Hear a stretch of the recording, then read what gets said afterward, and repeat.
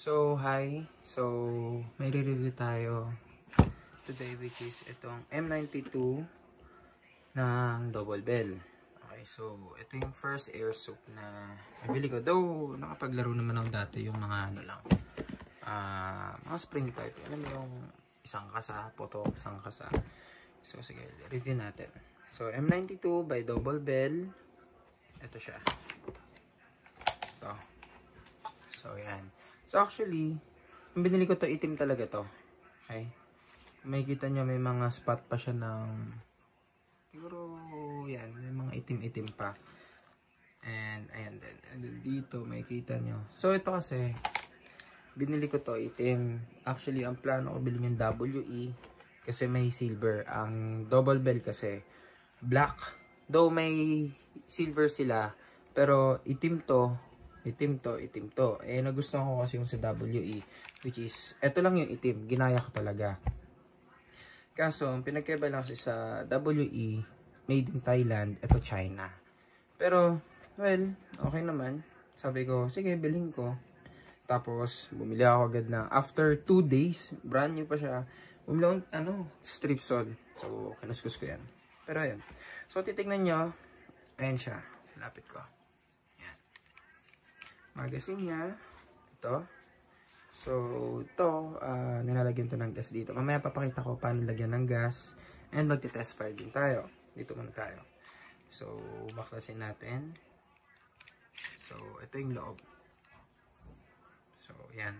So, nung niripin ko to, makikita niyo may mga itim-itim pa. Talagang, masayalan. Kinalas ko lahat, literal, lahat ng parts, brand new. Literal na brand new. Tapos, talagang hindi ko siya niliha kasi ayoko madamage yung mismong body. So, inano ko lang siya ng strip sole. So, suggest ko lang pag mag-strip sole kayo, kung gagawin nyo man yung ganito, much better naka-gloves kayo kasi promise, napakasakit sa balat. So, ayun. And then, pero, kapag ginawa nyo yun guys, make it sure na meron kayong lube ha. Kasi kailangan nyo yung lubricant to.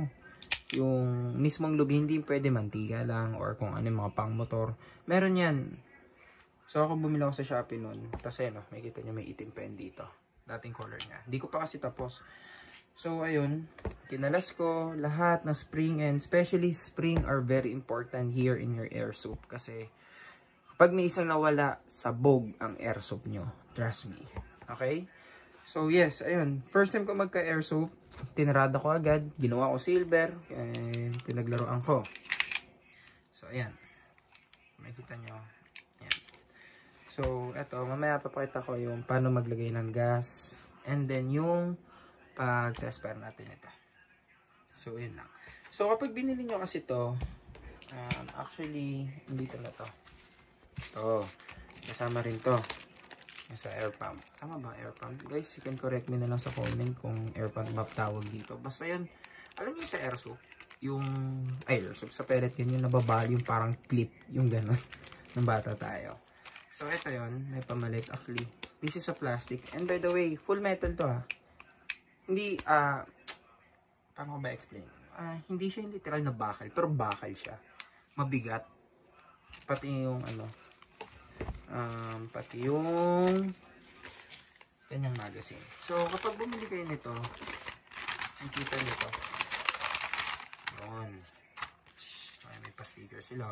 And by the way, binili ko to sa Vincent Hobby Shop sa Farmers. And ito, mga ano nila to? Branches. So, meron sila sa Taguig, sa Alabang, sa Star Mall. Star Mall Alabang and Star Mall Show. Farmer Cubao. Ako sa Farmers Cubao ako bumili. And sa Cartimar meron sila. Cartimar yung pinaka-original nila sa pagkakaalam ko. Ewan ko, pero Makati. And as you can see, meron din silang, pwede mo silang tawagan anytime na may concern kayo. Ayun yung number nila. O, lapit ko na lang. Kuha nyo na yung number nila. And pinaka-importante dito yung yung resibo. Kasi lifetime warranty siya. So, ako sa inyo, pag bumili naman kasi kayo nito, kasama na tong hard case na to. Okay. And dito ko lang siya nilalagay. Wait lang. So, ayan. So, nang binili ko to, kasama na to. Actually, presyo nito is 4,350. Tapos ito, 195 pesos. And then, this is 395, which is our green gas. Yan. Okay. So, maglalabas ako ng bala. Magte-test fire tayo. And, okay lang. Yan. So, kapag maglalagay kayo ng gas, make it sure na nakabaliktad. Ito kasi kakalagay ko lang ng gas. Dapat pala di ko muna nilagyan bago ako nag-video. Anyway, so makikita nyo yan. Yung nozzle nya nandito. So, lalagyan nyo lang dyan. And make it sure nakapabaliktad. Hindi pwede nakataas. Okay? Pero sige, para lang makita nyo kahit paano may idea kayo. Lalagyan ko kahit onte. So, actually kapag gagamit kayo nito within... Sabi kasi ng friend ko, 5 second. And doon naman sa Vincent Hobby Shop, sabi ni ate sa akin is 8 second. So, dahil onti lang naman, let's say mga 3 lang gagamitin natin bala. Onti lang. Kasi may gas naman natin. 1, 2, 3, 4. Okay. So, test part tayo. Lagay muna tayo bala. By the way, itong magazine is bakal din, ha? Yan. Di ko alam anong tawag dito. Basta double something na yan. Kasi dalawa-dalawa naman sa sa magazine. Yan. So yan, 1, 2, 3, 4, 5. And isa pa, ang tip na mabibigay ko. Sabi kasi sa mga nare-review rin na panood ko sa TikTok, ito daw na spring na to, don't expect too much na magtatagal siya. And hanggat maaari, wag daw natin sagarin ng pinakapunong-puno. Pero kayo, bahala kayo. Trip nyo naman, buhay nyo naman yan eh. So ako, iniingatan ko lang. So yan. So yan. Lilipat ko lang ang angulo ng camera. Wait lang. So yan. So ito yung magazine. May gas na to. Unit natin. So ito pala is safety lock. Pag nakababa siya ng ganyan, hindi yan mapuputok. Papakita ko paano. So magazine. Then kasa tayo. So ito yung sinasabi ko, nakakasala diba? Pag binaba niyo yan, hindi gagana. Okay? So putok natin doon. So firing. Wala kasi ako tulad ng mga malulupit na vlogger, may binabalik sila. Anyways, ito.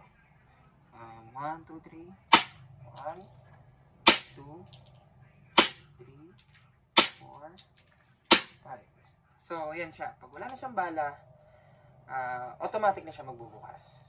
Okay? So, pop out, kaya ng bala. And by the way, itong mga bibis natin, hanggat maaari, don't reuse it. Bakit? Kasi, kapag nireuse mo to, nagkakaroon siya ng mga dents. Nasanay kasi tayo noon ng bata tayo na sa pellet gun, pag nahulog, sige, pulot ulit, kabit sa barel, tapos gamit ulit. Though, sa airsoft natin, huwag nyo gagawin yun, okay? Kasi, itong mga bibis natin, okay, pag ito tumama and any hard surface, for example, dito tumama, nagkakaroon siya ng dents. And dito sa barrel, you can correct me if barrel ba tawag dito. Pag ginamit nyo to, pwedeng maapektuhan yung performance ng unit na meron kayo. It's either Glock, Pit Viper, or anything na airsoft na meron kayo. Kasi gagasgas yan dito. Okay, pwede rin maapektuhan yung mga ibang internals na meron sa unit nyo. So, kapag nagbukas na to, para mabalik nyo to, may clip dito. Di ko kasi alam tawag eh. First time ko lang naman mag-review dito. So, just pin it like this. Yan. No, nakita nyo na, ito yung safety lock. Pag nakababa, safe yan. Yan. Di humampas sa hammer. Pag nakataas, yan. So, ayan yung bibis niya. Ang gamit ko dito is 0.23 lang. Hindi ko pa na-try gumamit ng 0.25, 30, and 42. I don't know kung may 42. Okay? So, anyways. So, ito yung Double B M92 na Double B. Okay? So, ginawa ko lang siya para maging kamukha siya ng WE kasi I really love silver. Yun lang. So, yan. Be good. So, gagawa ko next video ng paano maglinis na airsoft. Tuturo ko sa inyo paano kalasin, paano ikabit, lahat. Eh, baka mapaisip kayo, bakit ginagawa mo ganyan? Kala ko ba first time mo? Ito kasi attitude ko, pag ako may bagong gamit, pati sa motor, o kung ano mang laruan meron ako, kapag may bago, inaaral ko agad, nanonood ng mga review. But I don't recommend you guys na gayahin yung lahat na napapanood nyo. Don't be like me. Kasi may spring dito na nawala ako. And it took me 2.5 hours bago ko nahanap. Ang ang nangyayari nun, kada putok ko, lagi nag-stack up siya ng ganyan. Kailangan ko pa siyang hawakan dito. Pero nahalap ko na yung spring. Kaya gagawa ko ng another video kung paano maglinis ng unit ng airsoft natin.